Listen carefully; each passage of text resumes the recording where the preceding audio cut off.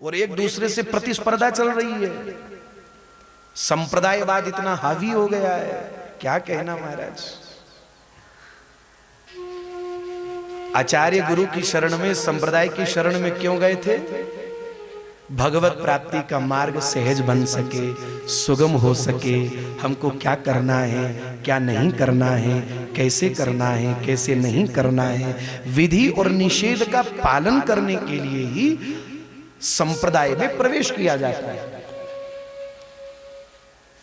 संप्रदाय लक्ष्य नहीं है, लक्ष्य है भजन, और भजन करते हुए गोविंद प्राप्ति।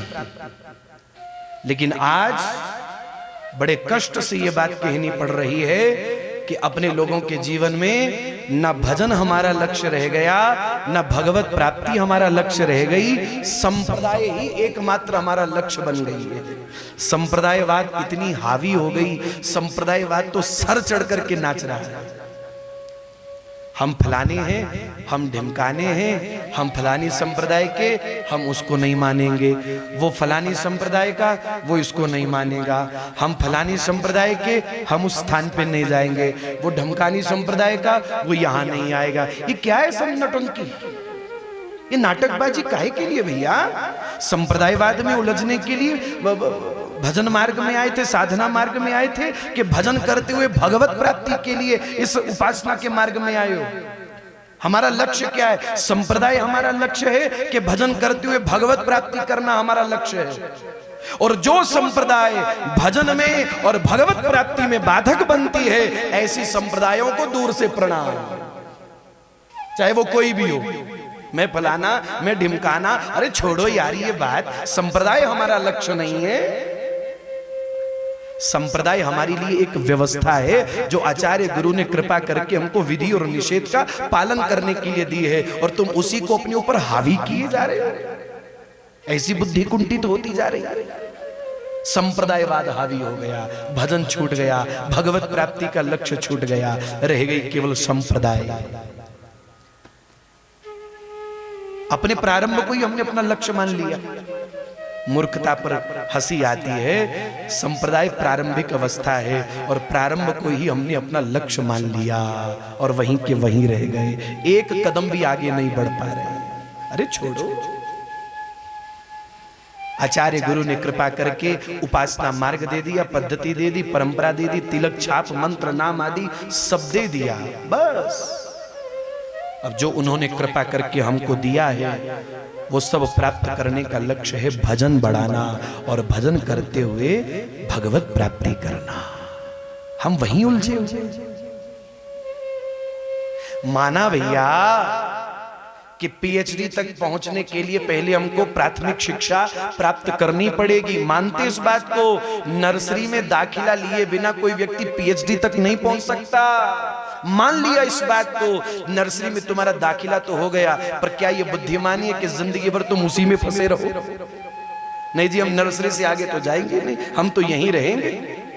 और यही इच्छा रखते हैं कि भैया अभी भी, आज भी वो अध्यापक हमारी उंगली पकड़ करके हमको क कैसे बनाना है, ए फॉर एप्पल कैसे लिखना है, बस वही हम यहीं टिके रहे। ये बुद्धिमानी थोड़ी है। संप्रदायवाद इस उपासना के मार्ग में प्रवेश करने के लिए हमारा दाखिला है, प्रारंभिक स्थिति। और प्रारंभिक स्थिति को प्राप्त करने के बाद अब भजन करते हुए निरंतर आगे बढ़िए। उसको अपने ऊपर हावी ना होने दीजिए। इसीलिए हमारे यहाँ श्री हरिलाल व्यास, एक हुए हरिराम व्यास, एक हुए हमारे यहाँ हमारी परंपरा में श्री हरिलाल व्यास जी। वो अपने आचार्य को प्रणाम करते हुए कह रहे, महाप्रभु जी को प्रणाम करते हुए मंगलाचरण कर रहे हैं। और हमारा मंगलाचरण यही से प्रारंभ होता है। राधे वैष्णव संप्रदाय कर्ताचार्यो राधा मंत्रदः सद्गुरुश्च मंत्रो राधा यस्य सर्वात्मनैवं वंदे राधा पाद पद्म प्रधानम। हमारी संप्रदाय श्री राधा नाम, हमारी आचार्य श्री राधा, हमारी गुरु श्री राधा, हमारी इष्ट श्री राधा, हमारा मार्ग श्री राधा, हमारा पथ श्री राधा, हमारा पंथ श्री राधा, हमारा प्रारंभ श्री राधा, हमारा विश्राम श्री राधा। तो बताओ इसमें संप्रदाय कहां है? संप्रदाय की इसमें कोई दुर्गंध नहीं है। संप्रदाय प्रारंभिक स्थिति है, जैसे प्रवेश किया अब संप्रदाय को गौण रखते हुए, संप्रदाय गौण रहे, संप्रदाय को प्रकट करने की आवश्यकता नहीं है, संप्रदाय गौण रहे और भीतर और बाहर, भीतर और प्रकट में एकमात्र प्राथमिकता महत्व भगवत भजन की रहे। भगवत भजन की प्राथमिकता रखिए। ये इधर उधर के लड़ाई झगड़े में फंसना बंद करो साहब।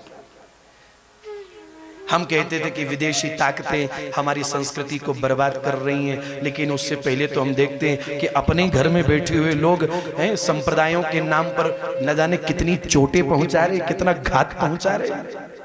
बाहर के हमलों को तो हमने देख लिया, लेकिन भीतर में जो बैठ कर के चोट पहुंचा रहे संप्रदाय आदि के नाम पर, उनसे कौन बचाए हमको? उससे कौन बचाएगा?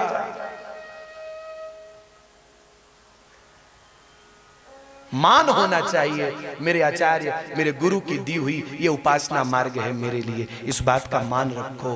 फिर मैं फिर प्रार्थना करूं, संप्रदाय में प्रवेश किया है, संप्रदाय को भीतर गौण रखो और प्राथमिकता भगवत भजन की होनी चाहिए, भगवत प्राप्ति की होनी चाहिए।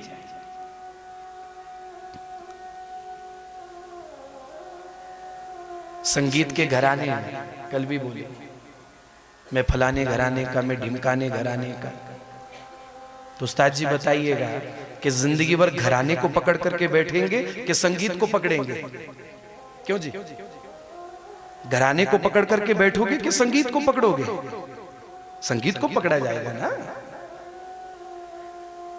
अतुल कृष्ण को पकड़ करके कब तक रखोगे? लक्ष्य अतुल कृष्ण नहीं है,